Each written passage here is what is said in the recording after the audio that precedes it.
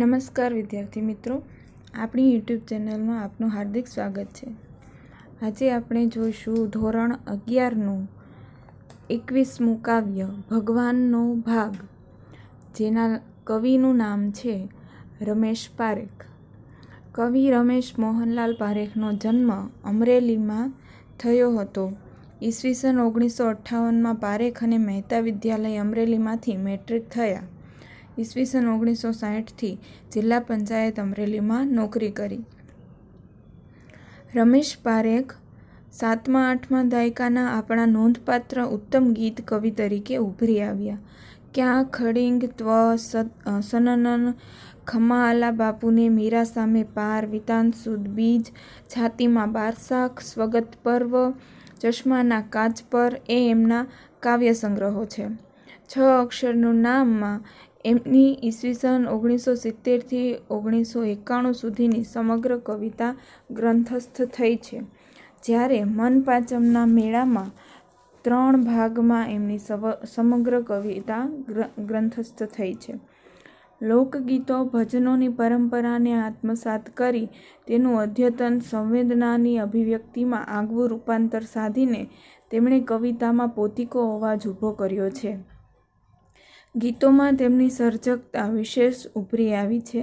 રમેશ પારેખની કવિતાનું રૂપ રોમેન્ટિક છે, એટલે જ તેઓ પોતાની ઉત્તમ કાવ્ય રચનાઓ દ્વારા લોકપ્રિય થતા રહ્યા છે। ગીત, ગઝલ તથા અછાંદસ રચનામાં રમેશ પારેખ ઉભરાતી સર્જકતાના કારણે નૂતન ઉન્મેષો જોવા મળે છે। રમેશ પારેખે હાઉકચી બાળ સંગ્રહો આપ્યા છે ને દેતાલી, હફરક લફરક તેમની બાળ વાર્તાઓ છે। સગપણ એક ઉખાણું તેમજ સૂરજને પડછાયો હોય એ એમના નાટકો છે। આધુનિક ટૂંકી વાર્તાના ક્ષેત્રે પણ તેમણે પદાર્પણ કર્યું હતું। પ્રસંગોપાત ચિંતનલેખો, કાવ્યસ્વાદો, સંપાદન વગેરેમાંય તેમની કલમ ચાલી છે। રમેશ પારેખને કુમારચંદ્રક, ઉમા સ્નેહરશ્મિ પારિતોષક, નર્મદચંદ્રક, રણજીતરામ સુવર્ણચંદ્રક, સાહિત્ય અકાદમીનું પારિતોષિક, નરસિંહ મહેતા એવોર્ડ જેવા સન્માન પ્રાપ્ત થયા છે। આ અછાંદસ કાવ્યમાં માનવીની સમગ્ર જીવનયાત્રાનો આલેખ પોતાની આગવી શૈલીથી આપતા કવિ બાળપણથી જીવનના અંતિમ પડાવ તરફની ગતિનો સંકેત કરે છે। આ ગતિ હળવાશથી ગંભીરતા તરફની છે, સરળથી સંકુલ તરફની છે। બાળપણમાં મિત્રો સાથે બોર, કાતરા, ચીભડા વીણી તેનો ભાગ પાડવામાં આવે ત્યારે બાળક સામાન્ય રીતે એક ભાગ ભગવાન માટે જુદો કાઢે। બાળકની શ્રદ્ધાને નમન કરવાનું મન થાય। કાવ્યનો ઉત્તરાર્ધ પછી મોટા થયાથી થાય છે। ઘણું કમાયા, ભેગું કર્યા પછી ભાઈઓ પરિવારજનો વચ્ચે ઘર વસ્તુના ભાગ પાડવાની માણસની સ્વાર્થ વૃત્તિ બાળકની નિર્દોષતા સામે ઝાંખી પડે છે। ભગવાનમાં હવે શ્રદ્ધા જ રહી નથી, પછી તેનો શેનો ભાગ? પણ ભગવાન સપનામાં તો આવે ને, એ પોતાનો ભાગ પણ માંગે। સત્કાર્યો વિનાના ખાલી હાથ પાનખરની ડાળી જેવા ઉજ્જડ છે। દુઃખોના પર્યાય જેવા આંસુ ભગવાનને આપવા સિવાય કશું બચ્યું નથી। પણ આ તો ભગવાન છે, એ પીડા આપે છે તો પ્રેમ પણ આપે છે। ખાલીપાથી ભરેલી કવિની ઉજ્જડતાને એ અજાણ્યા મંત્રથી ભરી દે છે। જિંદગીના અડધા વર્ષો માત્ર પોતાના જ ખર્ચી નાખતા માનવી પાસે ભગવાનને આપણે આપવા જેવું કશું જ નથી, ત્યારે ભગવાન એના બાકીના વર્ષો પોતાના માટે માગી લે છે। માત્ર સ્વહેતુથી જીવતા માણસે જીવનનો ઉત્તરાર્ધ સદકાર્યો દ્વારા સમાજ સેવામાં ખર્ચવાનો અપ્રગટ સંદેશ કવિએ એમની વિલક્ષણ શૈલીથી આ કાવ્યમાં વહેતો મૂક્યો છે। ઈશ્વરથી દૂર થતા જતા માનવીનું ઈશ્વર સાથે પુનઃ અનુસંધાન પણ અહીં જોઈ શકાય છે। હવે આપણે આપણા કાવ્ય તરફ આગળ વધીએ।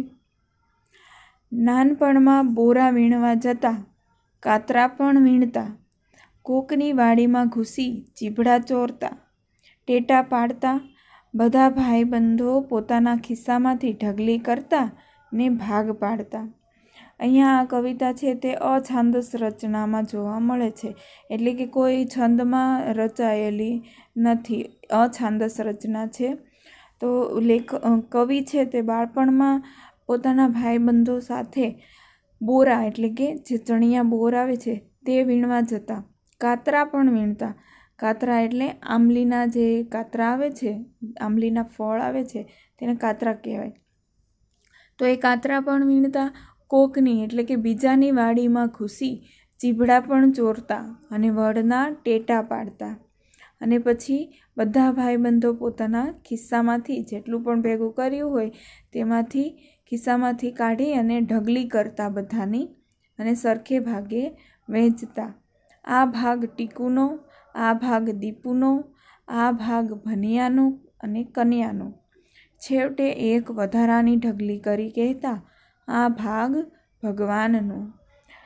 પછી બધા મિત્રો છે તે શું કરતા, દરેકના ભાગે પડતા જેટલું આવે એ બધું વહેંચી દઈ અને એવી જ બીજી એક સરખી ઢગલી કરતા અને કહેતા કે આ ભાગ છે તે ભગવાનનો છે. જ્યારે છોકરાઓ નાના હોય ત્યારે એનામાં એટલી બધી નિખાલસતા હોય છે કે તે છાની છૂપી રીતે તેને એમ થાય છે કે ભગવાન છે તે આપણી આસપાસ જ ફર્યા કરે છે. તેથી જ તો પોતાનો એક ભાગ છે તે ભગવાન માટે પણ કાઢે છે. સૌ પોતપોતાની ઢગલી ખિસ્સામાં ભરતા ને ભગવાનની ઢગલી ત્યાં જ મૂકી રમવા દોડી જતા. ભગવાન રાતે આવે છાના માના ને પોતાનો ભાગ ખાઈ જાય એમ કહેતા. બધા જે દોસ્તો છે તે શું કરે છે, તો પોતપોતાની ઢગલી પોતપોતાના ખિસ્સામાં નાખી અને જે ભગવાનની ઢગલી હોય તે ત્યાં જ મૂકી દેતા અને રમવા માટે દોડી જતા. તેઓને થતું કે ભગવાન છે તે રાતે છાનામાના આવી જશે અને પોતાનો ભાગ છે તે લઈ જશે અને પોતે ખાઈ જશે. પછી મોટા થયા, 2 હાથે ઘણુંય ભેગું કર્યું, ભાગ પાડ્યા ઘરના, ઘર વખરીના, ગાય ભેંસ બકરીના અને ભગવાનનો ભાગ જુદો કાઢ્યો. પછી બધા મોટા થયા એટલે ઘણુંય ભેગું કર્યું. સ્વાભાવિક છે કે જેમ મોટા થાય તેમ બધા કમાતા હોય અને ઘરની વસ્તુઓ છે, બીજી કોઈ માલ મિલકતો છે તે વસાવતા હોય. એટલે કે ઘણું ભેગું કર્યું મોટા થયા પછી. અને મોટા થઈ જાય, બધા પોતપોતાના લગ્ન થઈ જાય પરિવારમાં એટલે ભાગ પાડે છે મિલકતોના પણ, ઘર વખરીના પણ. ઘર વખરી એટલે ઘરનો સામાન, ઘરનું રાચરચીલું. જેટલા પશુઓ હોય તેમના પણ ભાગ પાડે છે. ગાય ભેંસ બકરી એવા જે પાલતુ હોય તેમના પણ ભાગ પાડે છે અને ઘર વખરીના પણ ભાગ પાડે છે. પરંતુ નાનપણમાં જેમ ભગવાનનો ભાગ જુદો કાઢતા એમ આમાં ભગવાનનો જુદો ભાગ આપણે કાઢતા નથી. રબીશ ભગવાનનો ભાગ, ભગવાન તે વળી કઈ ચીજ. રબીશ એટલે કે અર્થહીન વાત. ભગવાનનો ભાગ, ભગવાન તે વળી કઈ ચીજ. આપણે મોટા થતા જઈએ છીએ તેમ આપણી ભગવાન પ્રત્યેની શ્રદ્ધા છે તે, આસ્થા છે તે ઓછી થતી જાય છે. આપણને ક્યારેક ક્યારેક તો ભગવાનના અસ્તિત્વ પર સવાલ થવા લાગે છે કે ભગવાન છે, ભગવાન તે વળી કઈ ચીજ છે. સુખ, ઉમંગ, સપના, સગાઈ, પ્રેમ હાથમાં ઘણું આવ્યું. જેમ મોટા થતા જ ગયા તેમ હાથમાં ઘણું આવ્યું. હાથમાં આવ્યું એટલે કે જિંદગીમાં ઘણું પામી લીધું. સંબંધો છે, પ્રેમ છે, માલ મિલકતો છે, પોતાના સપનાઓ પૂરા કર્યા અને સુખ મેળવ્યું. આવું ઘણું બધું આપણે પામી લીધું. અચાનક ગઈકાલે ભગવાન આવ્યા, કહે લાવ મારો ભાગ. કવિ છે તેને અચાનક જ ભગવાન યાદ આવી જાય છે અને અચાનક જ ભગવાન એને આવીને કહે છે કે તે બધાનો ભાગ પાડી લીધો પણ મારો ભાગ કેમ નહીં કાઢ્યો? બાળપણમાં તો તમે કાઢતા હતા. મેં પાનખરની ડાળી જેવા મારા 2 હાથ જોયા ઉજ્જડ. અહીંયા કવિએ સરસ મજાનો ઉપમા અલંકારનું આરોપણ કર્યું છે કે મેં પાનખરની ડાળી જેવા. હાથને શેની ઉપમા આપવામાં આવી છે? તો કે પાનખરમાં જે સુકાઈ ગયેલા વૃક્ષો હોય તેમાંથી જે પાન, ફળ બધું ખરી ગયું હોય અને ફક્ત ડાળીઓ જ વધી હોય તેવી પાનખરની ડાળી જેવા હાથ, એટલે કે સૂકા હાથ જેમાં કશુંય બચ્યું નથી તેવા ઉજ્જડ હાથ. ઉજ્જડ એટલે કે વેરાન. તો એવા પાનખરની ડાળી જેવા મારા 2 હાથ જોયા ઉજ્જડ. એકાદ સૂકું તરણુંય નહીં. ઘાસનું જે તરણું હોય, નાનકડું એવું તણખું હોય, એ ડાળી પર રહી જાય એટલું પણ હાથમાં એકાદ સૂકા તણખા જેટલું પણ બચ્યું નથી. હાથને શેની ઉપમા આપવામાં આવી છે? પાનખરની ડાળી જેવા હાથ, એટલે કે સાવ ઉજ્જડ થઈ ગયા છે. તો શેના ભાગ પાડું ભગવાન સાથે? મારા હાથમાં તો કશુંય નથી બચ્યું, તો હવે હું ભગવાન માટે શું કરું? એનો ભાગ ક્યાંથી લાવું? આંખમાં જળજળિયા આવ્યા, તે અડધા જળજળિયા આપ્યા ભગવાનને. આપણે જ્યારે દુઃખી હોઈએ છીએ કે કોઈ ગહન વિચાર આપણા મનમાં ચાલતો હોય, ત્યારે આપણને ભગવાન બહુ યાદ આવી જાય છે. તો કવિને પણ આવી જ રીતે આંખમાં જળજળિયા આવી ગયા કે મારી પાસે અત્યારે કશું જ બચ્યું નથી. તો તેમણે એ અડધા જળજળિયા છે, એટલે કે આંસુ છે, તે ભગવાનને આપ્યા. વાહ કહી ભગવાન મને અડ્યા, ખભે હાથ મૂક્યો, મારી ઉજ્જડતાને પંપાળી, મારા ખાલીપાને ભરી દીધો અજાણ્યા મંત્રથી. તેણે પૂછ્યું, કેટલા વર્ષનો થયો તું? જેવો ભગવાન માટે રાસ રચેલું ઘરનો સામાન, માલ મિલકતો, એમાંથી તો તેઓ ભાગ કાઢી શક્યા નથી. પરંતુ જ્યારે કવિ પાસે કશું જ બચ્યું નથી, ત્યારે તેમને અચાનક જ ભગવાન યાદ આવી ગયા અને તેમની આંખમાં જે જળજળિયા હતા તે જળજળિયા સહિત ભગવાનને યાદ કરી લીધો. ત્યારે ભગવાને કીધું કે વાહ, ભગવાન મને અડ્યા, વાહ કહી ખભે મૂક્યો હાથ, મારી ઉજ્જડતાને પંપાળી, એટલે કે જે મારો ખાલીપો છે, મારી એકલતા છે, તેમને તેઓએ પંપાળી અને મારા ખાલીપાને અજાણ્યા મંત્રથી મુગ્ધ કરી દીધો. તેણે પૂછ્યું, કેટલા વર્ષનો થયો તું? ભગવાન છે તે તેમને સપનામાં જેમ આવ્યા હોય અને પૂછી બેસે એવી રીતે પૂછ્યું કે કેટલા વર્ષનો થયો તું? 50નો હું બોલ્યો. કવિ છે તે જવાબ આપે છે કે હું 50નો થઈ ગયો. અચ્છા, ભગવાન બોલ્યા, 100માંથી અડધા તો તે ખર્ચી નાખ્યા, હવે લાવ મારો ભાગ. ને મેં બાકીના 50 વર્ષ ટપ દઈને મૂકી દીધા ભગવાનના હાથમાં. જ્યારે ભગવાને કીધું કે તું કેટલા વર્ષનો થયો? તો કવિ બોલ્યા કે હું 50નો થયો. તો ભગવાન કહે, 100માંથી તે અડધા ખર્ચી નાખ્યા, એટલે કે તારી જે જિંદગી હતી તેમાંથી અડધી જિંદગી તો તે વિતાવી દીધી. હવે જે બાકીની જિંદગી છે તે મારા માટે ખર્ચી નાખ, એમાં મને મારો ભાગ દે.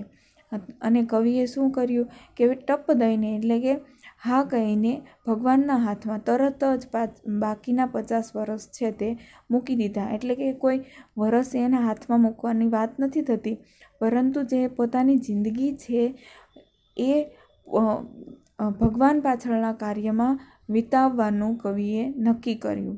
ભગવાન છાનામાના રાતે એનો ભાગ ખાય, હું હવે તો ભગવાનનો ભાગ બની પડ્યો છું. અહીં જોઉં છું રાહ કે ક્યારે રાત પડે ને ક્યારે આવે છાનામાના ભગવાન, ને ક્યારે આરોગે ભાગ બનેલા મને, ને ક્યારે હું ભગવાનના મોંમાં ઓગળતો ઓગળતો. જ્યારે બાળપણમાં પણ કવિ એવું માનતા હતા કે રાતે ભગવાન આવી છાનામાના પોતાનો ભાગ લઈ લે છે, એવી જ રીતે અત્યારે કવિ છે તે શું કહે છે કે ભગવાન છાનામાના રાતે આવે છે અને એનો ભાગ ખાય છે.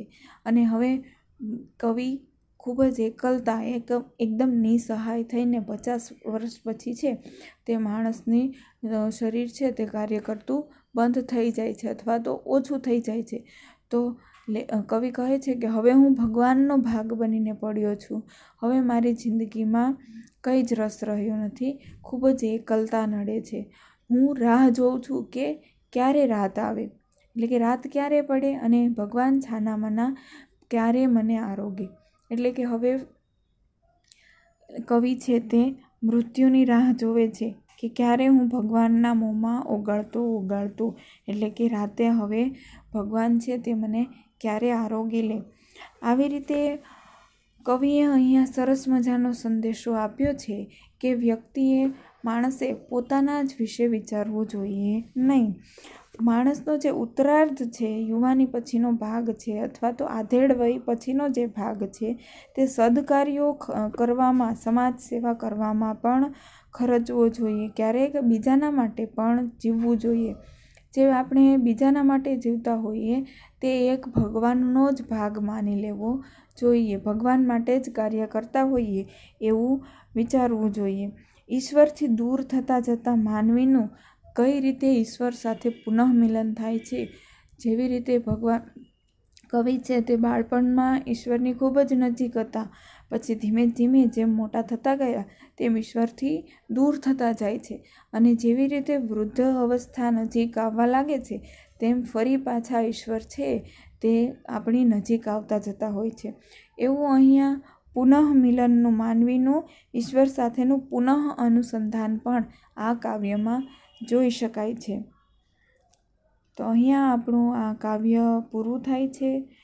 ફરી મળીશું એક નવા પાઠ સાથે. ત્યાં સુધી નમસ્કાર.